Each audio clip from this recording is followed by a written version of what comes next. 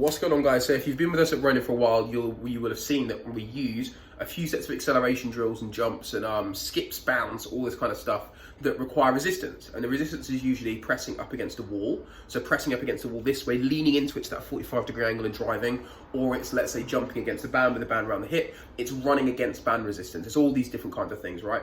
The main reason we use these different movements, the main reason we use these different forms of resistance is because it's a progression, it's a variation of sprinting that's going to allow us to increase ground contact time so we can work more on force production, how much force we produce each step. It's going to work more on slowing the movement down, and since the movement becomes slower, it allows us to think a little bit more about what we're doing.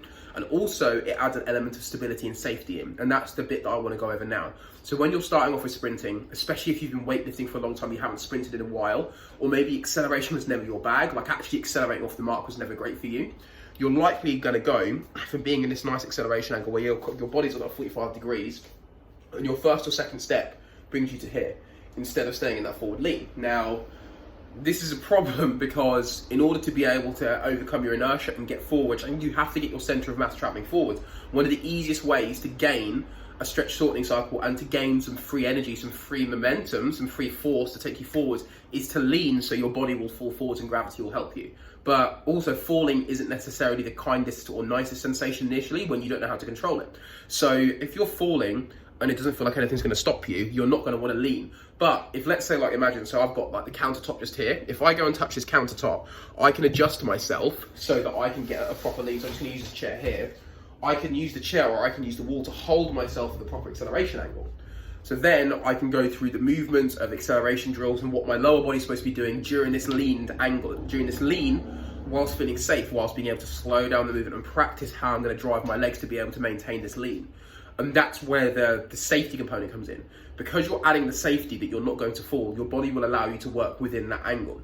The same goes to the band. That's what we would probably progress to. You go into a band where you attach a band to something that's immovable, so a movable object. It could be a post, could be a lamp post, could be a bench, could be a park fence, could be a power rack at your gym, or it could be whatever, as long as it's not going to remain fixed. I've seen some people use the spokes on their car tire. And you lean into the band, and because the band resistance is a bit more variable, you could fall if you don't adapt to the resistance properly, but it's allowing you to just tailor that resistance and allow you to get a proper lean on without having to touch anything out in front of you. So it's becoming more sport specific again. It's allowing you to lean and get into that acceleration angle without having to, without having to lean and fall and constantly use your feet to catch up with yourself. After that, then pulling a sled would allow you to move through space, but again, with that element of safety that's going to allow you to get that forward lean on to practice driving through that acceleration angle. And then eventually you can even use stuff like partner starts, where a partner could hold you at that acceleration angle where they pull against you, they pull you backwards. You can use a towel for this, and then like you lean forward, you start running, then they let go of you. So then you start driving slowly in that acceleration angle, getting used to it. Then as they let go of you, you fly out. There's lots of different ways to use the resistance around the hip or the resistance of the body to add stability so that you can get a hold of that acceleration lean. And the key to it is the resistance is often slowing you down or making you do this movement at a complete standstill. So then you can practice the movement and think about it a little bit more to get the hang of it. And then as you get more confident with it and you can speed it up, you take away some stability by using a band in place. Then maybe you use a partner to lean against your partner to pull against your hips. Then eventually you go into a moving variation where you might be pulling a sled or running against a band. And then eventually doing a resisted start where then the resistance is pulled away via a partner, which then allows you to take off.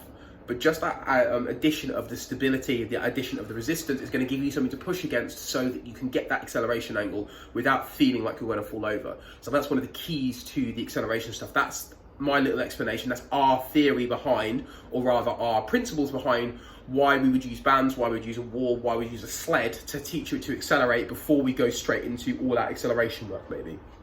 So I hope that helps with that. If you're using it with other athletes, that's a really simple one to do. If someone just doesn't get acceleration angles, they don't get how to use that body lean, then you go into a wall drill first, then you can go into a band and sled resistance, and then usually within the same session you can use this progression. It doesn't have to be done across weeks and months. You can then progress them into acceleration work. So doing like a wall drill and a band drill, and then a sled sprint or like a partner resisted sprint, then you go to the main sprint, and that should work.